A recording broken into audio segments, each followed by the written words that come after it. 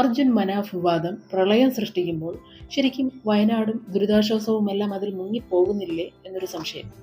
ഒന്ന് ചോദിച്ചോട്ടെ, ഈ ഈ ഒരു വിഷയം അർജുനും മനാഫും തമ്മിലുള്ള ഈ ഒരു സ്നേഹബന്ധത്തെ ഇത്രയധികം വലിയൊരു വിവാദമാക്കി മാറ്റിയതിൽ മാധ്യമപ്രവർത്തകർക്ക് നല്ലൊരു പങ്കില്ലേ?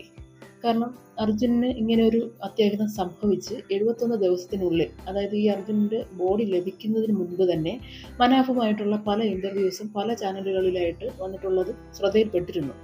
എന്നാൽ ഈ ബോഡി ലഭിച്ചതിന് ശേഷവും ഇങ്ങനെയുള്ള ഇൻ്റർവ്യൂസ് കഴിവതും ഒഴിവാക്കാമായിരുന്നു. കാരണം ബോഡി ലഭിച്ചു രണ്ട് കുടുംബങ്ങളെയും അവരുടെ വഴിക്ക് വിട്ടിരുന്നുവെങ്കിൽ ഈ വിവാദത്തിൽ നിന്ന് ആ കുടുംബങ്ങളെങ്കിലും രക്ഷപ്പെടുത്താൻ പറ്റുമായിരുന്നു. പക്ഷേ ആ ബോഡി ലഭിച്ചതിന് ശേഷവും മനാഫുമായിട്ടുള്ള 1-2 ഇൻ്റർവ്യൂസ് ഞാൻ കണ്ടിട്ടുണ്ടായിരുന്നു. അതിൻ്റെ ആവശ്യം എന്തായിരുന്നു? ആ കുടുംബങ്ങൾ തമ്മിലുള്ള ഈ ഒരു സ്നേഹബന്ധത്തെ ഇത്രയും വലിയൊരു വിവാദത്തിലേക്ക് നയിച്ച് ആ ഒരു സ്നേഹബന്ധത്തിൽ വിള്ളൽ വരുത്തിയതിൽ മാധ്യമപ്രവർത്തകർ